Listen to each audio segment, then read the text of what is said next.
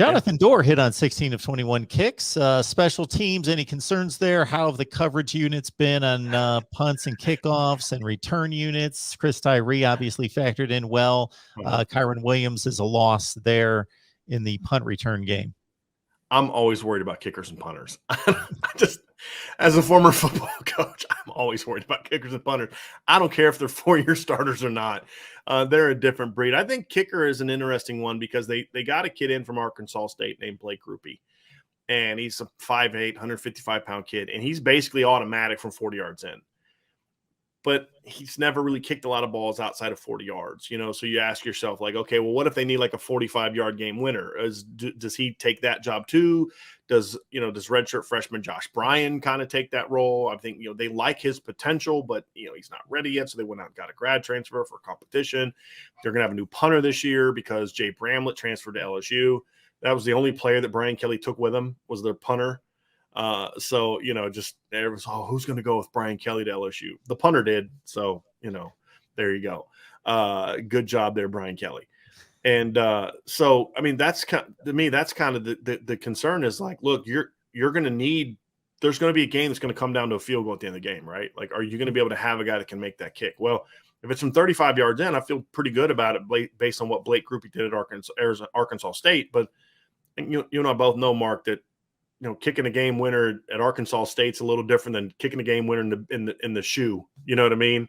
Or at home against Clemson, or out in the Coliseum, or in the college football playoff. You know what I mean? Like, it's a different animal. And how will Blake handle that? We don't know. And I'm always nervous about those players. And now that there's the uncertainty, I'm going to be more nervous. But as far as coverage units, I expect them to be very good. I love the hire of Brian Mason. I mean, his special teams, outside of the place kickers, right? I just said, outside of their place kicking, Cincinnati had phenomenal special teams last year. And he's someone that knows Coach Freeman. They've worked together before. There's a trust there. He kind of knows the energy he brings. And I mean, you just listen to him interview, and he's like, okay, this guy's the stereotypical special teams coach, like just super fired up and super energetic. And it's just like a natural energy, right? It's not like the false enthusiasm of a strength coach. You know what I mean? It's just like, it's just, man, I'm fired up. I'm energetic. I'm high octane. I've drank 75 cups of coffee today. And he brings that kind of energy. And I think they need that. The previous special teams coach was not necessarily the most respected guy on the staff. And I think that there's going to be a re-energized group of, hey, look, we love playing for this guy. This guy's exciting. We trust him.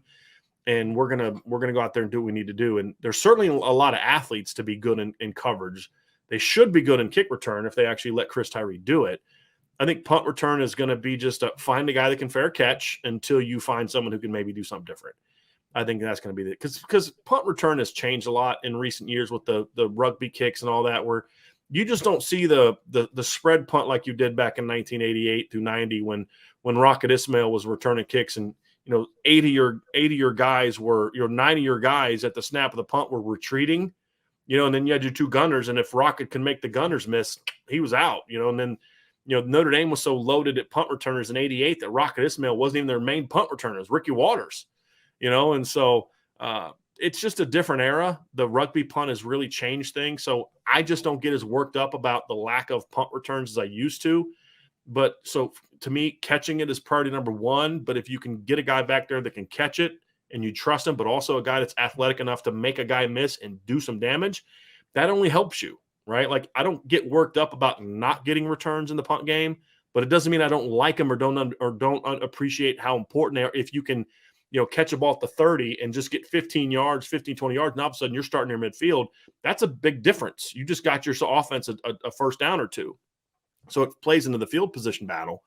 But I care more about the guy not letting it roll to the 5 or fumbling it than I do necessarily the guy that gets you that return.